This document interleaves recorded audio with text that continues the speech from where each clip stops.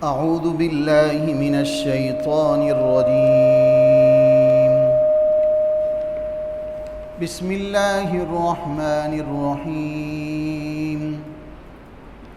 قل من كان عدوا لجبريل فإنه نزله على قلبك بإذن الله مصدقا لما بين يديه وهدى وبشرى للمؤمنين.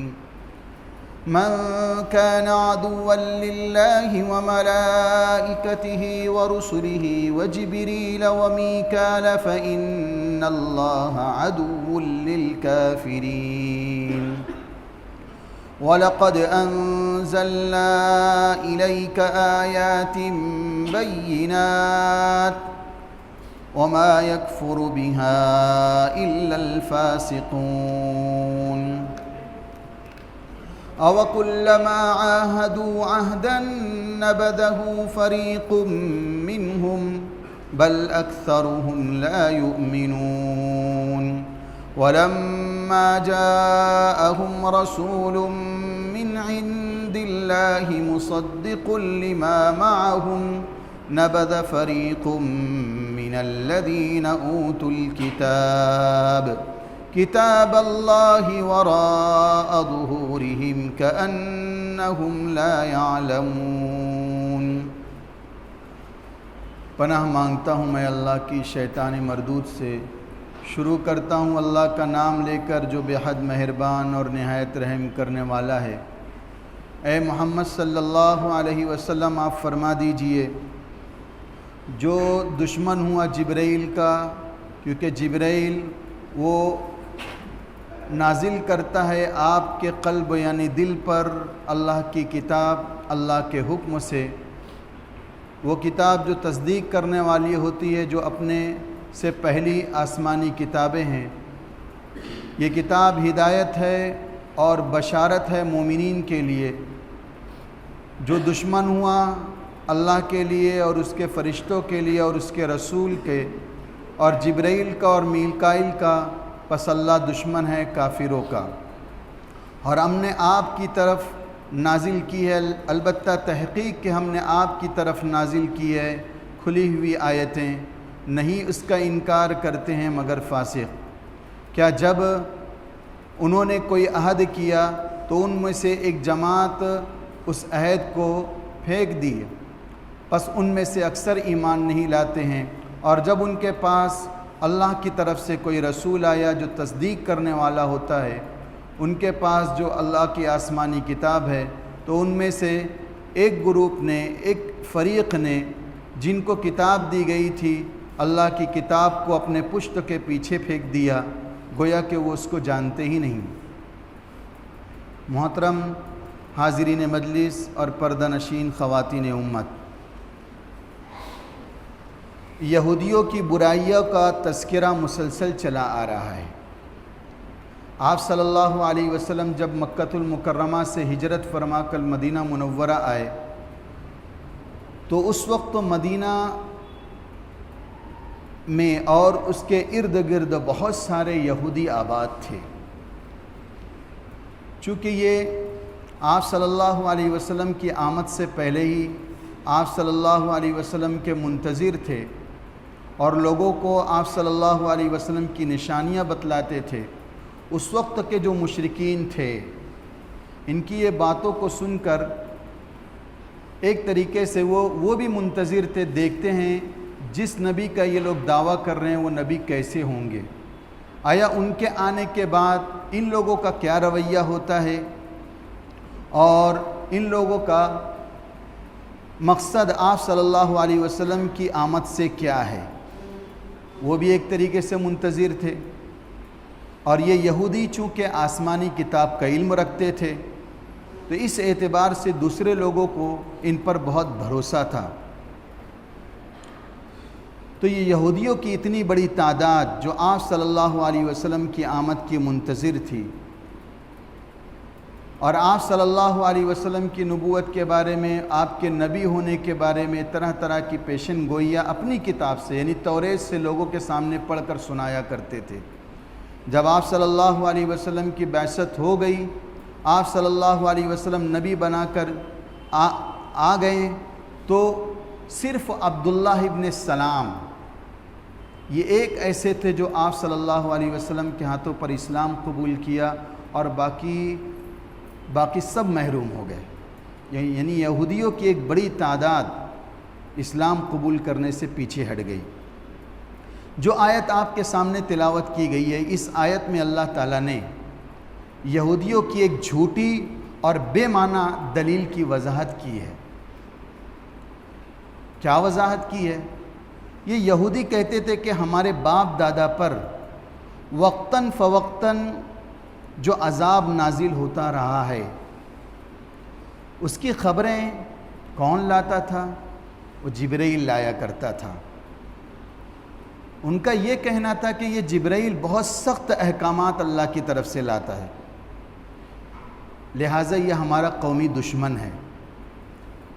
جبرائیل کے ذریعے سے یہ احکامات آتے تھے، تو ان کا یہ کہنا تھا جس نبی پر یہ فرشتہ وحی لائے گا ہم اس نبی کو اور اس کی لائی ہوئی کتاب کو تسلیم نہیں کریں گے، یعنی جس کو وہ نبی بتلائیں گا نہ ہم اس کو نبی مانیں گے، اور جو وہ اللہ کی طرف سے کتاب لائے گا اس کو نہیں مانیں گے۔ مزید یہ یہودی کیا کہتے تھے؟ یہ کہتے تھے یہ فرشتہ جو جبرائیل ہے نا، یہ ہماری بھید کی باتوں کو، ہماری اندرونی سازشوں کو وہ نبی آخر الزماں صلی اللہ علیہ وسلم پر ظاہر کر دیتا ہے۔ ہم جس چیز کو چھپا کر رکھتے ہیں، ہم پلاننگ کرتے ہیں، منصوبہ بندی کرتے ہیں اسلام کے خلاف، مسلمانوں کے خلاف، وہ آپ صلی اللہ علیہ وسلم پر ظاہر ہو جاتی ہے، اور ظاہر کرنے والا کون ہوتا ہے؟ یہی جبرائیل۔ لہٰذا ہم اسلام قبول نہیں کریں گے۔ اچھا، پھر یہ کہتے ہیں کہ اگر اس کی جگہ پر میکائیل اگر وحی لاتا تو ہم محمد صلی اللہ علیہ وسلم کا اتباع کر لیتے۔ کیوں؟ اس کی وجہ یہ بتلاتے تھے کہ یہ میکائیل جو ہے وہ رحمت کے فرشتے ہیں، وہ بارش لے کر آتے ہیں اللہ کی طرف سے، اور یہ جو جبرائیل ہے یہ بہت سخت احکامات اللہ کی طرف سے لاتے ہیں، اور ہمارے باپ دادا پر جو عذاب آیا ہے یہی سبب بنے ہیں، ہم اس وجہ سے آپ کو نبی تسلیم نہیں کرتے اور نہ ہم آپ کی کتاب کو مانیں گے۔ تو اللہ تعالیٰ نے اس کا جواب دیا ہے اس آیت کے اندر۔ کیا جواب دیا ہے؟ کہ جبرائیل کی حیثیت کیا ہے یہ تو دیکھو۔ جبرائیل کی حیثیت صرف محض قاصد کی ہے، پیغامبر کی ہے، یعنی پیغام پہنچانے والے کی ہے۔ اصل میں ہر قسم کا جو حکم ہوتا ہے، چاہے وہ اللہ کی رحمت کا حکم ہو، چاہے اللہ کے عذاب کا حکم ہو، وہ اللہ ہی کی طرف سے نازل ہوتا ہے۔ اللہ جل شانہ نے یہ بھی فرمایا جو شخص جبرائیل کا دشمن ہوا کرے، قل من کان عدوا لجبریل فإنه نزله على قلبك بإذن الله مصدقا لما بين يديه وهدى وبشرى للمؤمنين من كان عدوا لله وملائكته ورسله وجبريل فإن الله عدو وجبريل وميكال فإن الله عدو للكافرين۔ جو شخص جبرائیل کا دشمن ہوا ہے وہ ہوا کرے جبرائیل کا دشمن، جبرائیل کا اس میں کوئی قصور نہیں۔ اللہ تبارک و تعالیٰ یہ فرما رہا ہے، وہ تو اللہ تعالیٰ کی طرف سے مقرر کردہ ایک فرشتے ہیں۔ اللہ تعالیٰ جو ان کو حکم دیتا ہے اپنے نبیوں کی طرف، اپنے رسولوں کی طرف، وہ اس کو پہنچا دیا کرتے ہیں۔ قرآن بتلاتا ہے قل من کان عدوا لجبریل فإنه نزله على قلبك بإذن اللہ۔ یہ جبرائیل کون ہے؟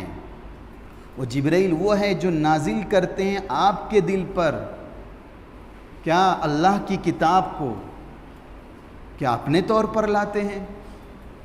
کیا خود ساختہ احکامات ہوتے ہیں؟ نہیں، اللہ تبارک و تعالیٰ ان کی ذہنیت اور ان کے غلط عقیدے کی اور بات کی تردید کر رہا ہے۔ بإذن اللہ، وہ جو احکامات لاتے تھے وہ اپنی طرف سے نہیں ہوتے تھے، بلکہ وہ جو احکامات ہوتے تھے بإذن اللہ، اللہ کے حکم سے ہوتا تھا۔ اور اسی طریقے سے جو اللہ کا حکم ہوتا تھا وہی لا کر آپ صلی اللہ علیہ وسلم تک پہنچا دیا کرتے تھے۔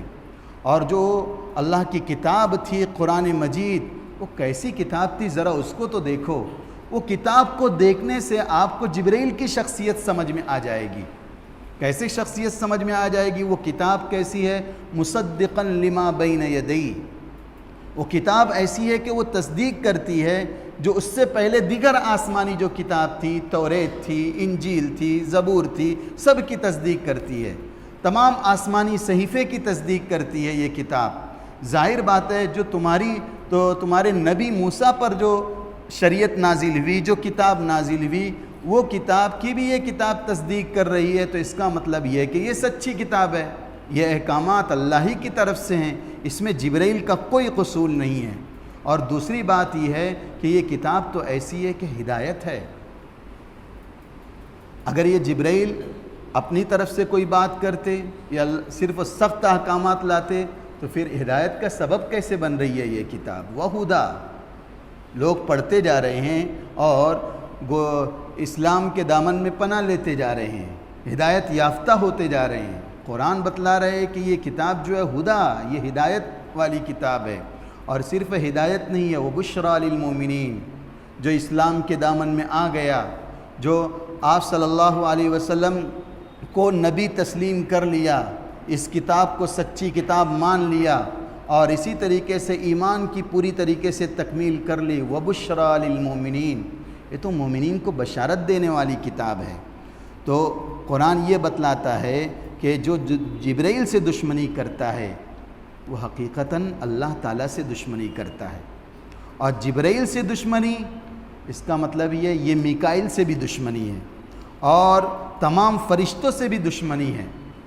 اور جو شخص اللہ کا اور اس کے فرشتوں کا اور اس کے رسولوں کا اور جبرائیل کا اور میکائیل کا دشمن ہوا تو حقیقت میں وہ ایک طریقے سے کافر ہے، اور اللہ تبارک و تعالیٰ دشمن ہے کافروں کا۔